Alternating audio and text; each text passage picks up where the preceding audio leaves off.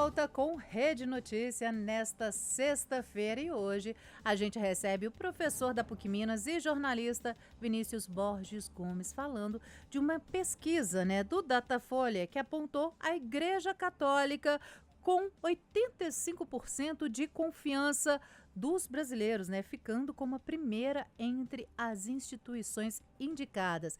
E o professor Vinícius Borges já está aqui para comentar sobre essa pesquisa, falar sobre esses dados. Bem-vindo, professor. Obrigada pela disponibilidade. Eu que agradeço. Boa tarde a você, Janaína. Boa tarde também a todos os ouvintes, telespectadores. É uma alegria estar aqui.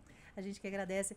Professor, são dados significativos, 85% da população brasileira tem a confiança na Igreja Católica, Assim, mais da metade, quase 100% dos brasileiros acreditam na Igreja Católica, Exatamente.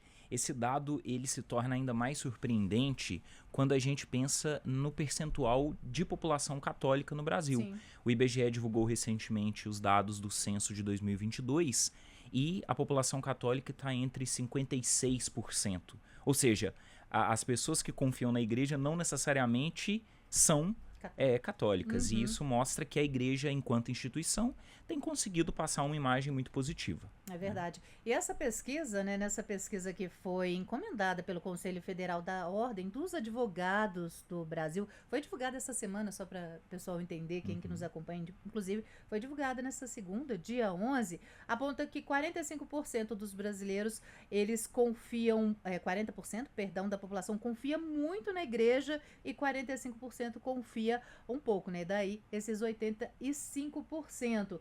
O que leva a esses dados, professor? O que pode levar a esses números, tão expressivos? Sim. Uma análise preliminar, se a gente puder fazer, talvez venha de um contraponto. Por outro lado, a mesma pesquisa mostra que as instituições políticas têm sofrido um descrédito. Sim. Principalmente a Câmara dos Deputados foi a instituição com a pior avaliação nessa mesma pesquisa. Então as pessoas, a sociedade como um todo, desacreditada nas instituições representativas, talvez encontrem na religião ou em outras instituições um certo alento e uma certa confiança. É preciso também identificar o papel que a igreja tem tido a partir de algumas figuras representativas. Nós vemos uma sociedade que, mediatizada, acaba valorizando muito personalidades que as representam. Nós tivemos, nos últimos anos, a figura do Papa Francisco como uma expressão de muita popularidade. Muito carismático, Muito carismático. O Papa conseguiu atingir uma população para além das igrejas, Ele era uma pessoa muito bem avaliada. Isso pode ser um dos fatores. É claro que, infelizmente, perdemos o Papa, agora temos o Papa Leão seguindo esse caminho, mas a gente lembra que o que o Papa Francisco deixou de legado ainda vai ser sentido muito tempo, Especialmente também por ser um Papa latino-americano. Sim, é verdade. Alguém que falava muito a linguagem dos brasileiros, Então, acho que em um momento preliminar é possível dizer isso. E talvez acrescentaria a força dos influenciadores digitais católicos. Claro que nós temos influenciadores de várias correntes, estilos, mas eles têm conseguido atingir um grande público e as pessoas acabam vendo na igreja que às vezes oferece um alento, um conforto espiritual, psicológico, uma instituição que é bem vista. A novena, do Frei Gilson, milhares de pessoas acordam de madrugada para acompanhar, Exatamente. E o senhor falou, você falou aí do Papa Leão XIV, e é interessante que o Papa Leão, assim que ele anunciou a sua rede social, milhares de pessoas já estavam seguindo o Papa, Isso é interessante também, Exato. Nós vivemos uma era extremamente digitalizada. A igreja sabe disso, por isso debate o tema e se insere nesse contexto. E aí a força da figura papal como uma figura institucional também, ela tenha sido qual fosse o Papa, ele teria essa força. E aí o Papa Leão, assim que é eleito, quando faz suas redes, ele nem era uma pessoa de rede social. É verdade. O então cardeal era muito mais restrito nesse sentido, mas agora a força do cargo acaba compelindo a também estar nesse espaço. E é interessante que uma das preocupações do Papa Francisco, dentre várias que ele sempre levantou as pautas, foi em relação à inteligência artificial, E a responsabilidade da igreja também no tratar disso em relação à inteligência artificial, Só que aí, professor, eu vou pedir para o senhor comentar isso depois do intervalo, tá Com certo? certeza, vamos falar assim. A gente vai agora para o intervalo e voltamos em instantes falando mais sobre essa pesquisa Datafolha que aponta 85% dos brasileiros, né, confiando na Igreja Católica.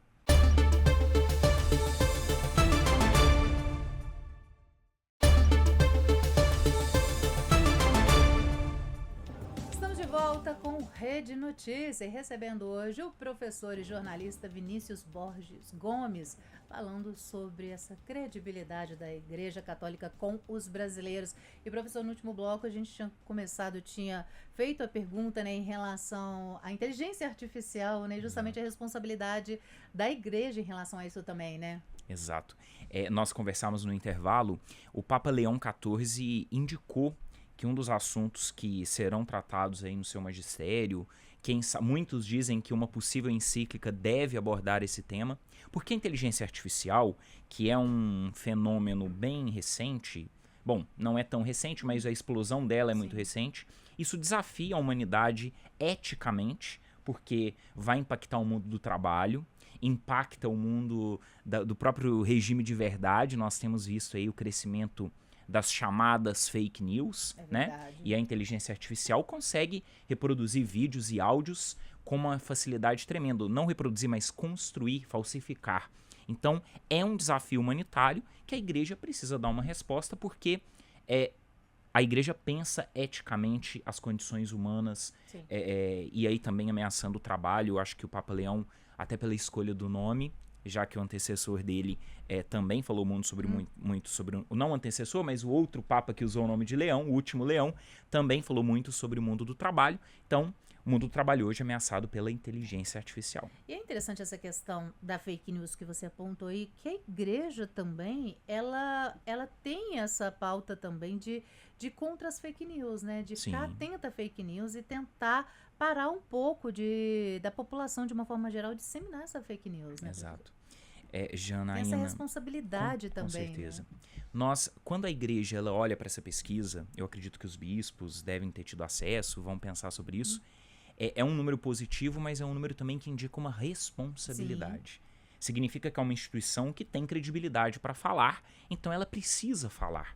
E um dos temas é exatamente o combate às fake news. Por que fake news? O problema de fake news não é a existência só delas, porque mentira sempre existiu, mas é a capacidade destrutiva que elas têm.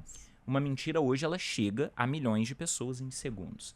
E nós vemos aí o quanto isso tem sido usado para disseminar o ódio, para disseminar ataques, cancelamentos, que é uma característica muito das plataformas. Então a igreja, a partir da mensagem cristã, a partir do evangelho que prega a verdade, o compromisso, o respeito, ela precisa atuar nesse sentido, claro, junto com várias instituições.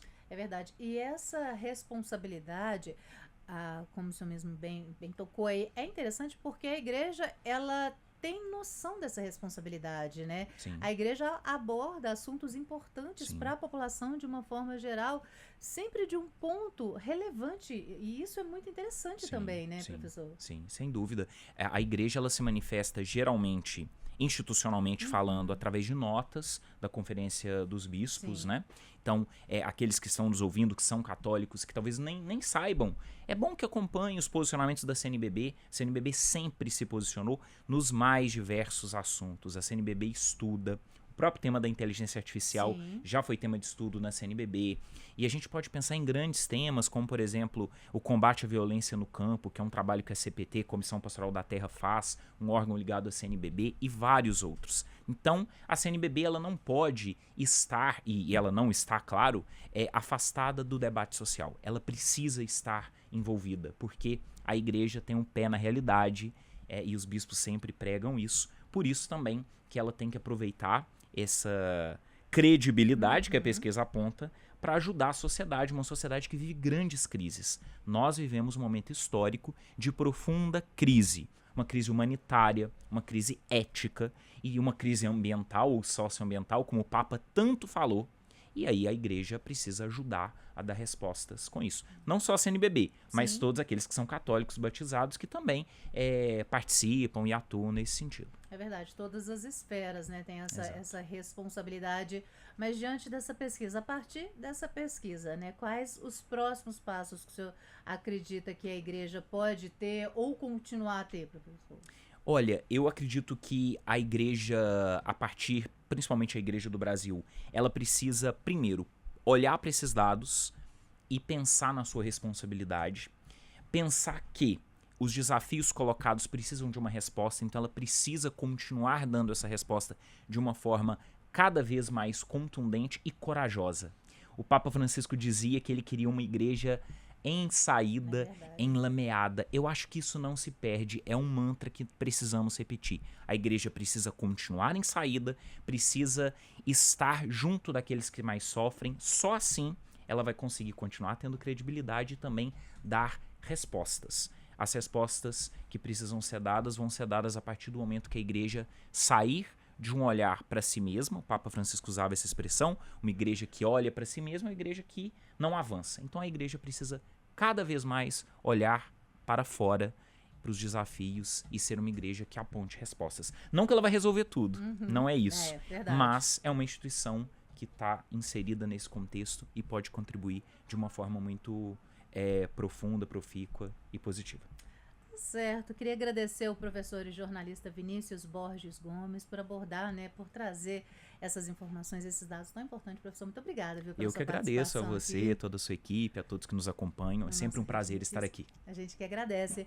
E o Rede Notícia fica por aqui. Agradeço a sua companhia, a sua audiência. Quero convidar vocês a seguir a gente lá nas nossas redes sociais, no Instagram, @TV Horizonte Oficial e @Rádio América Oficial. E não esquece do nosso YouTube também não, viu? Já somos mais de 5.400 inscritos no nosso Rede Notícia TVH, o nosso canal exclusivo do Rede Notícia. E tem também o Rede Notícia, o YouTube da TV Horizonte, tvhorizonte.oficial. E agora o nosso aplicativo Vox, gente. Baixa o nosso aplicativo Vox VOX, que você também consegue acompanhar toda a nossa programação, tanto da Rádio América quanto da TV Horizonte. Agradeço a sua companhia, a sua audiência. Um bom fim de semana, uma boa sexta-feira. Você vai ficar agora com Bola na Rede e o Júnior Brasil trazendo todas as informações no mundo do esporte. Boa tarde, bom fim de semana e até lá!